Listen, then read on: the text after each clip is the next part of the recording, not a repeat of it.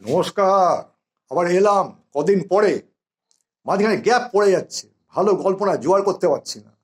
পাচ্ছি ঠিকই, ঠিক মনের মতো হচ্ছে না। মনে হচ্ছে যে গল্পটা ঠিক বলা যায় না। যাই হোক, এসছি বেশ কয়েকদিন পরে।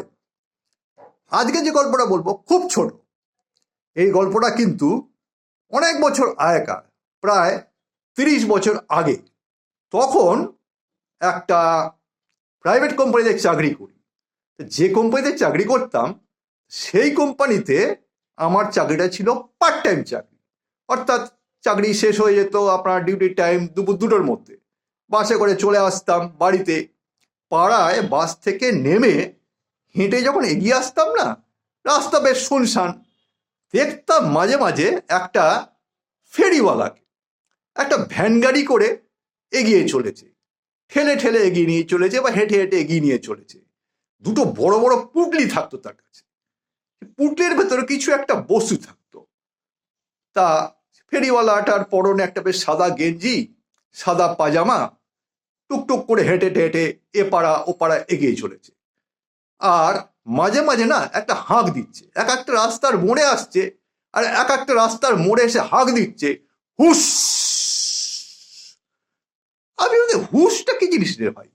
বেশ কিছু দূর গিয়ে আবার একটা রাস্তার মোড়ে গিয়ে আবার একই কথা বলছে, হুস। তা আমার একটা কৌতূহল জেগেছিল, এই লোকটা কি বিক্রি করে রে ভাই। সেই মাঝে মাঝে করতাম কি, লোকটার পেছন পেছন আমি ঘুরতে শুরু করতাম, যে লোকটা কি বিক্রি করে আমাকে জানতে হবে। তা একই কথা, এক একটা রাস্তার মোড়ে যায়, হাতটা তুলে মুখটা উঁচু করে বিভিন্ন বাড়ির বারান্দার দিকে তাকায়, তাকিয়ে শুধু বলে, হুস।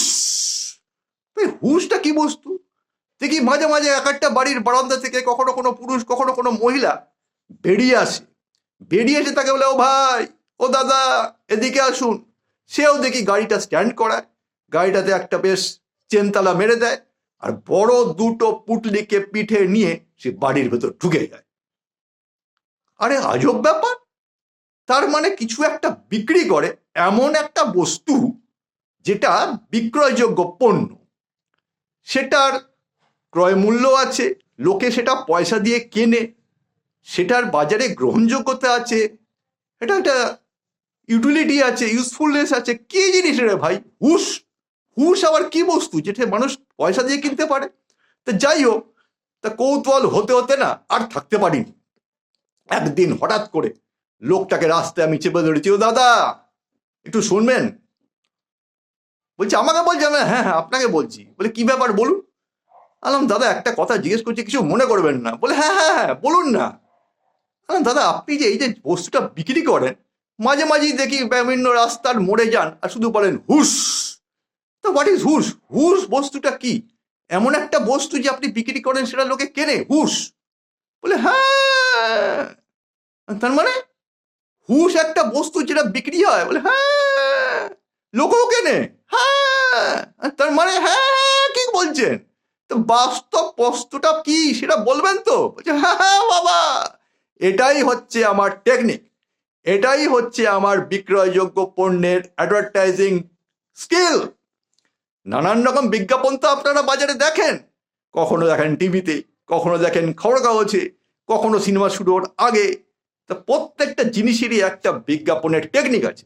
তা এটাও হচ্ছে আমার একটা বিজ্ঞাপনের টেকনিক। আলাম, দাদা বিজ্ঞাপনের টেকনিক তো সবই বুঝলাম, তা বস্তুটা কি? বললে, যখন আপনি আমার পেছনে পেছনে ঘুরবেন না, তখন একটু ভালো করে শুনবেন আমি কি কি বলছি।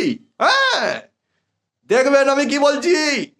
আমি একটা রাস্তার মোড়ে যাই, আপনি ঠিক মতো শুনতে পান না, আমি খুব আস্তে করে বলি ব্লা, একটু এগিয়ে গিয়ে বলি হুস।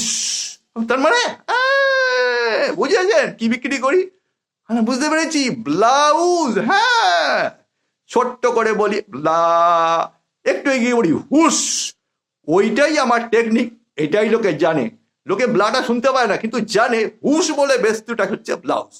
এই জন্যই লোকে আমাকে ডাকে, আমাকে লোকে কেনে। আজব লোক রে ভাই। হ্যাঁ, আজব লোক বলেই আমার বাজারে চাহিদা আছে। বুঝতে পেরেছেন কি জিনিস? আপনার কৌতূহল মিটেছে? হ্যাঁ, আপনার দরকার আছে? না না দাদা, আমার দরকার নেই।